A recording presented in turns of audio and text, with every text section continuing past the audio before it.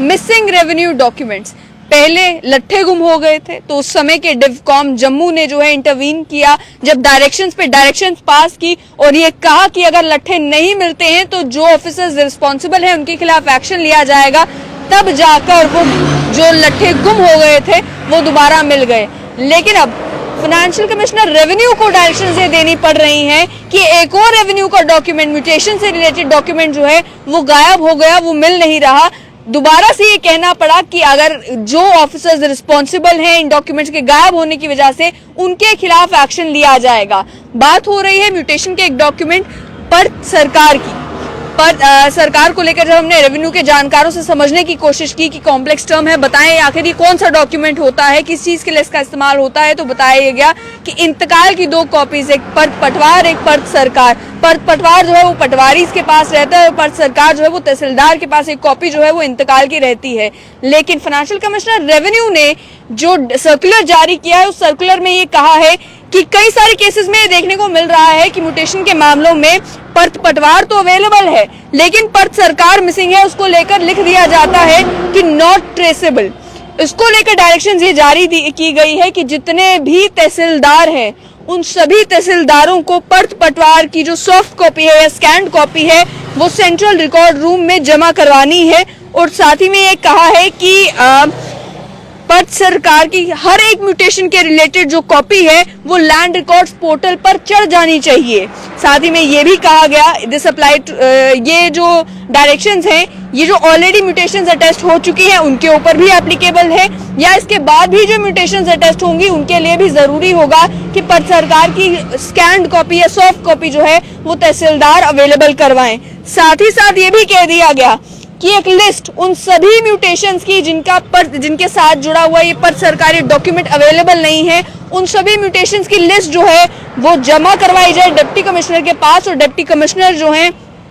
जो officials responsible हैं जिनके प्रेजेंस में ये पर्द सरकार अवेलेबल नहीं थे, यानी कि जो उस समय के तहसीलदार थे जिस समय वो म्यूटेशंस अटेस्ट हुई लेकिन ये डॉक्यूमेंट पर्द सरकार अवेलेबल नहीं था, उन सभी ऑफिसर्स के खिलाफ भी जो है वो समरी इंक्वायरी जो है वो कंडक्ट की जाए। डिप्टी कमिश्नर को ये कहा गया कि सारी डिटेल्स फाइनेंशियल कमिश्नर रेवेन्यू के पास जमा की जाएंगी ताकि वो डिसिप्लिनरी एक्शन जो है वो शुरू कर सके। और साथ ही में डिप्टी कमिश्नर को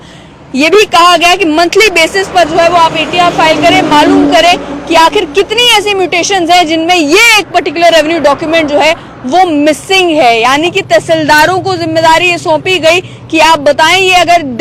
म्यूटेशन का डॉक्यूमेंट गायब हुआ है तो गायब क्यों हुआ है, कितनी म्यूटेशंस में ये डॉक्यूमेंट गायब हुआ है, डॉक्यूमेंट गायब करने के पीछे हाथ किसका है, कौन लोग रिस्पॉन्सिबल हैं, किनकी मौजूदगी में जो है ये डॉक्यूमेंट नहीं मिल रहा है। तो एक चीज ये कही गई। उसके अलावा फाइनेंशियल कमिश्नर रेवेन्यू ने जो सर्कुलर पास किया उस सर्कुलर में कई सारी और बातें कही गई हैं। रेवेन्यू कोर्ट्स को लेकर भी कहा गया है और साथ ही में जो रेवेन्यू ऑफिसर्स अपनी जुरिस्डिक्शन एक्सरसाइज कर रहे हैं या जो एक्शंस ले रहे हैं उनको लेकर भी एक सिग्निफिकेंट बात कही है। पहली बात ये कही है कि कई सारे मामलों में देखने को मिलता है कि रेवेन्यू ऑफिसर्स जो हैं वो कोई ऑर्डर पास करते समय ना अपना नाम और ना अपना डिजिग्नेशन लिखना पसंद करते हैं उन ऑर्डर्स के ऊपर। लेकिन हाई कोर्ट ने ये मैंडेटरी कर रखा है कि जब भी कोई रेवेन्यू ऑफिसर कोई डॉक्यूमेंट जो कोई भी ऑर्डर जो है वो पास करता है तो उसमें उनको अपना नाम भी मेंशन करना है, अपनी डेजिग्नेशन भी मेंशन करनी है। इसको लेकर ये कह दिया गया है कि आप अगर कोई ऑर्डर पास करते हैं,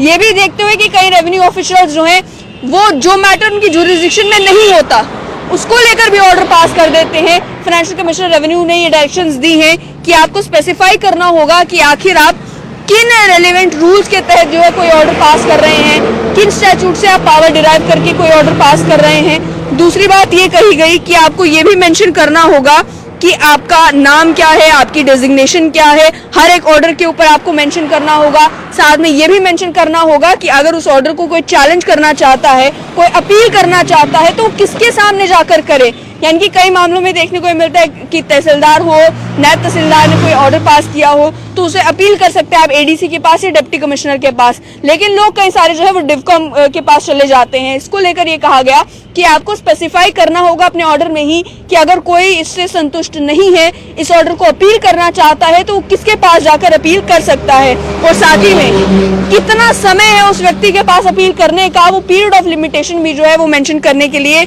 ऑर्डर के ऊपर ही कहा है। साथ ही में ये भी कहा है कि कोई भी फाइनल ऑर्डर जो रेवेन्यू ऑफिसर डिस्पोज ऑफ करेगा, कोई पिटिशन अगर डिस्पोज ऑफ करती है तो उसे जो है आरसीसी एमएस जो पोर्टल है, रेवेन्यू का एक ऑनलाइन पोर्टल अवेलेबल है, उस आरसीसी एमएस पोर्टल के ऊपर जो है आपको अपलोड करना होगा। इस आरसीसी एमएस पोर्टल की अगर बात की जाए तो इसमें यही कहा गया है कि जितने भी revenue court cases monitoring system है, ये मॉनिटरिंग सिस्टम इसीलिए लाया गया था ताकि मालूम किया जा सके कि जितना भी रेवेन्यू कोर्ट का काम हो रहा है उसका एक डिजिटल रिकॉर्ड जो है वो मौजूद हो। इसमें यह भी मेंशन किया गया कि आपको जितनी भी सर्टिफाइड कॉपी होंगी, ऑर्डर्स होंगे, म्यूटेशन होगी, उन सब के ऊपर भी जो इशुइंग अथॉरिटी है वो इशुइंग अथॉरिटी अपना नाम और डेजिग्नेशन जरूर लिखेगी। अटेस्टिंग ऑफिसर्स का नाम जो है डेजिग्नेशन मेंशन किया गया होगा और सभी ऑर्डर्स को लेकर यही कहा गया है कि नाम और डेजिग्नेशन के बगैर जो है वो कोई ऑर्डर आप पास नहीं करेंगे। इसके साथ साथ में आरसीसीएमएस पोर्टल को लेकर यह भी कहा गया कि कोई भी केस अगर रेवेन्यू कोर्ट के पास सामने आता है, एफसीआर कोर्ट के पास सामने आता है, तो उसमें पार्टीज को बुलाने के लिए समय दिया जाएगा कि आप 3 हफ्ते से पहले की डेट नहीं डाल सकते, 3 हफ्ते के बाद आपको जो है वो दोनों पार्टीज को बुलाना है। और जिस समय पिटिशन प्रेजेंट की जा रही होगी, रेवेन्यू कोर्ट जो है आरसीसीएमएस पोर्टल पर नाम और ईमेल एड्रेस दोनों पार्टीज का अपडेट करके रखेंगे ताकि बाद में अगर किसी को समन करना हो, किसी को नोटिफाई करना होगा, केस के स्टेटस को लेकर मालूम करना होगा, तो आरसीसीएमएस पोर्टल के जरिए जो है वो सारा काम इलेक्ट्रॉनिक मोड से हो सके। टाइमली सबमिशन जो रिकॉर्ड्स का है उसे भी इंश्योर करने की जरूरत है रेवेन्यू ऑफिसर्स के द्वारा। और साथ ही में ये कहा गया कि आरसीसीएमएस के जरिए ही अब समनिंग भी होगी और रिकॉर्ड भी सबमिट जो है वो आरसीसीएमएस पोर्टल के जरिए ही किया जाएगा। इसके अलावा ये भी कहा गया कि आप कई मामलों में ये देखने को मिलता है कि रिकॉर्ड्स की सबमिशन जो है वो टाइमली नहीं होती, उस वजह से जो है रेवेन्यू कोर्ट में केसेस पेंडिंग रह जाते हैं। या कई बार देखने को मिलता है कि कोई एक ऑफिसर जो ताकतें उसके पास है ही नहीं, उसका इस्तेमाल करके कोई पिटिशन डिसमिस कर देता है या उसका इस्तेमाल करके कोई ऑर्डर पास कर देता है। तो उस मामले में ये कहा गया है कि स्ट्रिक्ट कंप्लायंस के लिए रेवेन्यू कोर्ट्स में ये कहा जाता है कि जो सर्कुलर जारी किया गया है, इसमें जो डायरेक्शंस बताई गई हैं, उनका पूरा पालन जो है वो रेवेन्यू ऑफिसर्स को करना है। लेकिन बड़ी खबर इसमें यही कि सभी तहसीलदारों को ये कह दिया गया है कि म्यूटेशन का वो डॉक्यूमेंट पर सरकार जो तहसीलदारों के पास हुआ करता था, वो सेंट्रल रिकॉर्ड रूम में आप उसकी सॉफ्ट कॉपी जमा करवाएं, बताएं कि आखिर वो डॉक्यूमेंट अगर नहीं मिल रहा है तो किसकी जिम्मेदारी है, कौन उस समय तहसीलदार था जिस समय वो डॉक्यूमेंट मिलना बंद हो गया।